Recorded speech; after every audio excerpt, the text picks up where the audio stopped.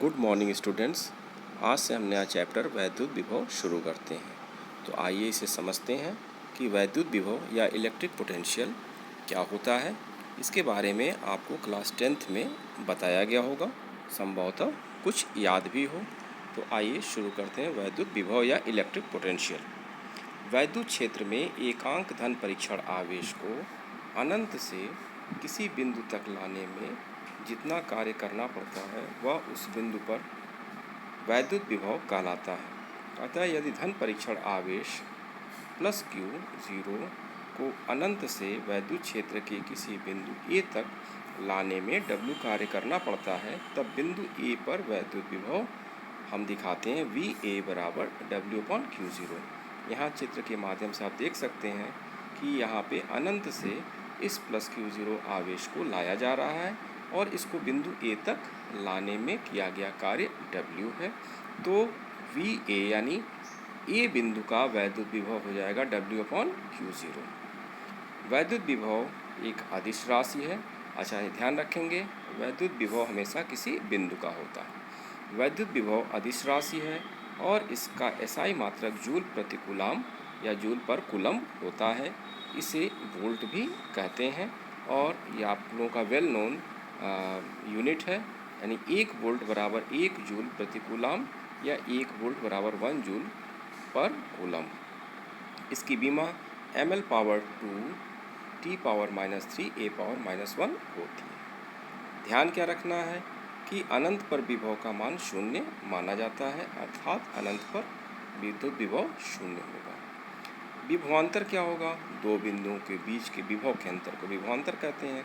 तो आइए इसको समझते हैं कि यहाँ पे कैसे हम विभवांतर निकालेंगे। तो माना प्लस क्यू आवेश के कारण उसके चारों ओर एक वैद्युत क्षेत्र है। इस प्लस क्यू आवेश के कारण इसके चारों तरफ एक वैद्युत क्षेत्र है। यदि क्षेत्र के भीतर दो बिंदुओं ए और बी पर विभव, यहाँ पे देखिए ए और बी पर विभव वी ए तथा वी बी हो, तो इन विभवों के अंतर V A minus V B को ए तथा बी बिंदुओं के बीच विभवांतर कहा जाता है। अर्थात बाह्यकर्ता द्वारा वैद्युत क्षेत्र में एकांक धन परीक्षण आवेश को एक बिंदु से दूसरे बिंदु तक ले जाने में किए गए कार्य को इन बिंदुओं के बीच विभवांतर कहते हैं।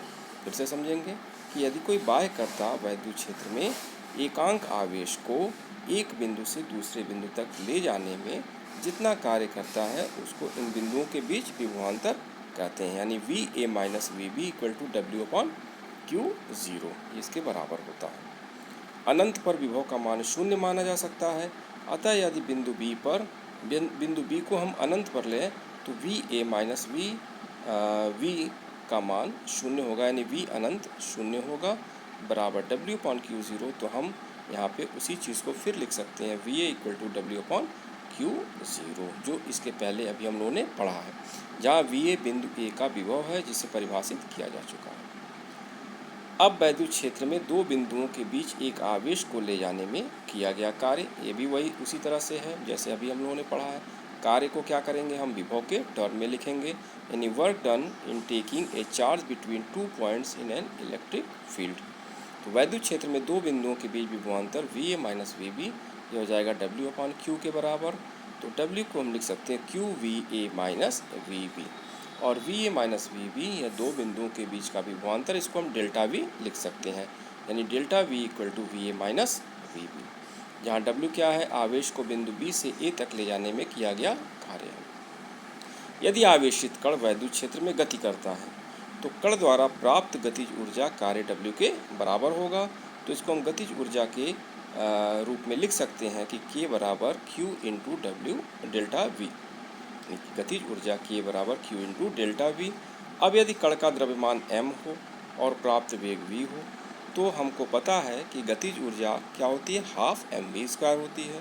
तो इसको हम इसके बराबर लिखेंगे, यानी half M V square equal to Q into delta V, अथवा वेग v equal to under root 2q delta V upon m। तो यहाँ पे हम इस कण का वेग भी ज्ञात कर सकते हैं इससे, इस सूत्र से। यह बहुत ही उपयोगी सूत्र है, इसको आप याद कर लेंगे और नोट कर लेंगे। यहाँ पे एक इलेक्ट्रॉन वोल्ट के बारे में लिखा गया है, यह आगे भी आएगा, इसकी बार बार ज़रूरत पड़ेगी इलेक्ट्रॉन वोल्ट की। इसको हम जूल में कैसे परिवर्तित करते हैं इसको ध्यान देंगे। यहाँ पे देखिए आप लिखे हैं Q इंटू डेल्टा वी।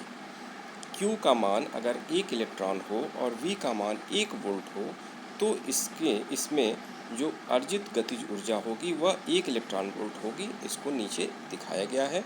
यदि कोई इलेक्ट्रॉन 1 वोल्ट विभवांतर द्वारा त्वरित होता है तो उसके द्वारा अर्जित गतिज ऊर्जा 1 इलेक्ट्रॉन वोल्ट होगी। यानी W बराबर K ये हो जाएगा QV के बराबर। Q को हम रखेंगे 1 इलेक्ट्रॉन के आवेश के बराबर और V को रखेंगे 1 वोल्ट, तो यह हो जाएगा 1.6 इंटू 10⁻⁻19 जूल। यानी 1 इलेक्ट्रॉन वोल्ट की ऊर्जा 1.6 इंटू 10⁻⁻19 जूल के बराबर होगी। अब जैसे हम लोगों ने किसी वैद्युत द्विध्रुव के कारण वैद्युत क्षेत्र की तीव्रता निकाले थे, उसी प्रकार हम वैद्युत विभव निकालेंगे। यह बहुत ही आसान है, आइए इसको समझते हैं। इनकी 3 स्थितियां बनेंगी, अक्षीय स्थिति, निरक्षीय स्थिति और किसी भी स्थिति में। तीनों को हम लोग अलग अलग डिस्कस करेंगे। यानी electric field due to an electric dipole. पहला अक्षीय स्थिति या एंड ऑन पोजीशन। यह देखिए अक्षीय स्थिति पर बिंदु P है जो इस डाइपोल के बिंदु O से r दूरी पर स्थित है। यहाँ सभी दूरियाँ दिखाई गई हैं। यानी OP क्या है, R है, AP क्या है, R प्लस L है और BP क्या है, R माइनस L है। तो तीनों जगहों से दूरियां दिखाई गई हैं। अब हम इसको लिखेंगे कि वैद्युत क्षेत्र वैद्युत द्विध्रुव के मध्य बिंदु O से R दूरी पर स्थित बिंदु P पर वैद्युत विभव ज्ञात करना है। तो चूंकि वैद्युत द्विध्रुव को हम लिख सकते हैं यहाँ पे कि द्विध्रुव के आवेश प्लस Q के कारण P पर वैद्युत विभव V1, इसको हमने मान लिया V1, तो यह होगा 1/4πε0 Q upon R minus L। यहाँ पे वैद्युत विभव किसी बिंदु आवेश के कारण होता है 1/4πε0 Q अपॉन R के बराबर। ठीक, तो इसको हम वैद्युत विभव फिर से सुनेंगे। किसी बिंदु आवेश के कारण किसी दूरी R पर वैद्युत विभव का मान होगा 1/4πε Q अपॉन R। यह हम वैद्युत क्षेत्र की तीव्रता वाले सूत्र से निकालते हैं, जहाँ पे E = 1/4πε0 Q अपॉन R² हमने निकाला था। तो हम जब V निकालेंगे तो वही V हम वहाँ पे उसको उपयोग कर लेंगे वैद्युत क्षेत्र की तीव्रता वाले सूत्र से। अब माइनस Q के कारण P पर वैद्युत विभव क्या होगा, V2 - 1/4πε0 Q upon R plus L, क्योंकि माइनस Q से यहाँ पे दूरी देखिए यह BP है। चूँकि वैद्युत विभव एक अदिश राशि है, अतः P पर परिणामी विभव V बराबर V1 प्लस V2 होगा। तो V बराबर 1/4πε0 Q upon R minus L minus 1/4πε0 Q upon R plus L। इसको हम सॉल्व करेंगे तो वो Q अपॉन 4πε0 बाहर हो जाएगा, 1/R minus L minus 1/R plus L। यहाँ पे देखिए इसको सॉल्व करेंगे तो R और R कट जाएगा, L और L बचेगा, तो यह हो जाएगा 2QL upon R² minus L²।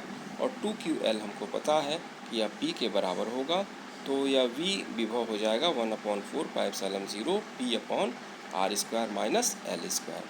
तो हमको विभव मिल जाएगा वैद्युत द्विध्रुव के आघूर्ण के टर्म में V = 1/4πε0 P अपॉन R², जबकि L को हम R से बहुत ही कम ले रहे हैं, यानी कि L is much lesser than R।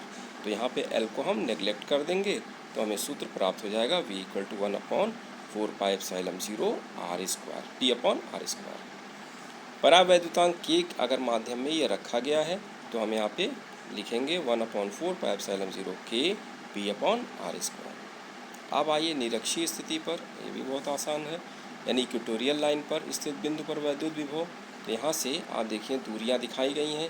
AP क्या हो जाएगा, R² plus L² under root, यह R है, और यहाँ पे OA की दूरी L है और OB की दूरी L है, यानी कि डाइपोल की लंबाई 2L के बराबर है। और इसके मध्य बिंदु O से R दूरी पर बिंदु P लिया गया है, जहाँ पे हमको वैद्युत क्षेत्र की वैद्युत विभव ज्ञात करना है। तो प्लस Q आवेश के कारण P पर वैद्युत विभव V1 हो जाएगा under root 1/4πε0 Q upon R वाला सूत्र उपयोग करेंगे, तो V1 हो जाएगा 1/4πε0 Q upon under root R² plus L²। इसी प्रकार माइनस क्यू से जब हम लेंगे तो माइनस क्यू से या बिंदु ए से जो दूरी है यह भी under root R square plus L square है। तो माइनस क्यू आवेश के कारण पी पर वैद्युत विभव V2 हो जाएगा -1/4πε0 Q upon under root R square plus L square. दोनों को हम जोड़ देंगे तो यह हो जाएगा V1 प्लस V2, और यहाँ पे देखिए दोनों एक बराबर हैं, कट जाएंगे, यानी विभव का मान शून्य आएगा। यानी वैद्युत द्विध्रुव की निरक्षीय स्थिति में वैद्युत विभव शून्य होता है। अब आइए जो किसी भी बिंदु पर विभव के लिए यहाँ पे चित्र बनाया गया है, इस चित्र को आप समझेंगे तो बाकी चीज़ें काफ़ी आसान होंगी। यहाँ पे देखिए बिंदु O से P की दूरी R है, जहाँ पे हमको वैद्युत विभव ज्ञात करना है। अब यहाँ पे बिंदु B से इस R पर एक लंब खींचा गया BC, और इसको नीचे बढ़ाकर एक लंब खींचा गया AD। तो यहाँ पे ये दो त्रिभुज हैं छोटे छोटे OBC और OAD, दोनों में कोण ये थीटा लिया गया है। इससे हम ज्ञात कर लेंगे यह जो दूरी OC है और OD है, यानी कि हमको बिंदु A से जो दूरी P की चाहिए वह PD के बराबर या DP के बराबर होगा, और PC यहाँ पे आप देखिए ये बराबर है PB के, यानी हमें दो दूरियाँ चाहिए, यह PB और AP, ठीक। और इन दोनों को हम लिखेंगे PC के बराबर और PD के बराबर। तो आइए इसको देखते हैं चित्र से। BP बराबर CP, यानी BP यहाँ पे जो दूरी है वो CP के बराबर है, इस त्रिभुज से आप देख सकते हैं। और CP क्या होगा, OP में से हम OC को घटाएंगे, और OC है नीचे निकाला गया है L cos थीटा, तो यह हो जाएगा OP माइनस OC, यानी R minus L cos theta. L cos theta कैसे आएगा, आप देखिए इस त्रिभुज OBC में cos थीटा का मान हमने लिखा आधार बटा कर्ण। यहाँ पे देखिए आधार हो गया OC और कर्ण हो गया OB, तो OC बराबर हो जाएगा OB cos थीटा, और OB हमारा क्या है L के बराबर है, तो OC बराबर L cos थीटा हो गया। इसी प्रकार OD भी L cos थीटा के बराबर मिलेगा। तो हम दोनों ही केसेस में यानी कि BP का मान R minus L cos theta लिखेंगे, और AP का मान यहाँ पे आप देख सकते हैं AP क्या है, ये देखिए AP का मान DP के बराबर है, जो कि R plus L cos theta. कुल मिला के हमें दो दूरियाँ चाहिए BP और AP। अभी इसको हम लोग आगे यूज़ करेंगे। अतः प्लस Q आवेश के कारण P पर विभव, अब आप देखिए प्लस Q आवेश यहाँ पे है, इसके कारण विभव क्या लिखेंगे सूत्र, V बराबर या V1 बराबर 1/4πε0 Q अपॉन BP। तो विभव का सूत्र आप लोग ध्यान रखेंगे, V बराबर 1/4πε0 Q अपॉन R होता है, इलेक्ट्रिक फील्ड का Q अपॉन R स्क्वायर होता है। तो इन दोनों में कंफ्यूज नहीं होंगे। तो विभव हो जाएगा V1 बराबर 1/4πε0 Q अपॉन BP। BP जो है यहाँ पे हम रखेंगे मान, तो BP का मान है R minus L cos theta, यहाँ पे देखिए लिखा गया है R minus L cos theta, तथा माइनस Q आवेश के कारण P पर विभव V2 बराबर 1/4πε0 minus Q upon AP। AP का मान है R plus L cos theta. तो दोनों को जब हम लिखेंगे और परिणामी विभव के लिए हम इसको डायरेक्ट जोड़ देंगे, तो V बराबर क्या हो जाएगा V1 प्लस V2। तो V1 क्या है 1/4πε0 Q upon R minus L cos theta minus 1/4πε0 Q upon R plus L cos theta. Q upon 4πε0 बाहर हो जाएगा, 1/R minus L cos theta minus 1/R plus L cos theta. Solve करेंगे तो R और R कटेगा, L cos थीटा और L cos theta जुड़ जाएगा, और नीचे R square minus L square cos square theta, चूँकि ये दोनों गुणा हो जाएंगे। अब यहाँ पे ऊपर बचेगा, यहाँ बाहर देखिए Q है, तो 2QL cos theta upon R square minus L square cos square theta. 2QL का मान क्या होगा, P होगा, वैद्युत द्विध्रुव का आघूर्ण, तो यह P cos थीटा होगा, और नीचे L square cos square theta. अगर हम L R से बहुत कम है, यानी मच लेसर देन R है, तो L square cos square theta भी R स्क्वायर से कम होगा, तो R स्क्वायर की तुलना में हम L square cos square theta को छोड़ देंगे, तो हमें मिलेगा सूत्र V बराबर 1/4πε0 P cos theta upon R square. अब देखिए वो दोनों जो पहले किया गया था अक्षीय स्थिति निरक्षीय स्थिति, तो अक्षीय स्थिति के लिए थीटा 0 है, तो थीटा जब 0 रखेंगे तो ये हमें मिलेगा 1/4πε0 p/r²। और निरक्षीय स्थिति के लिए हम जब थीटा 90 रखेंगे तो ये 0 हो जाएगा, यानी निरक्षीय स्थिति में हमको वैद्युत विभव 0 मिला था। अब इसमें कुछ और चीज़ें नेक्स्ट टर्न पर हम लोग और डिटेल में डिस्कस करेंगे। तब तक आज आप इसको नोट करेंगे और इसको समझने का प्रयास करेंगे। धन्यवाद।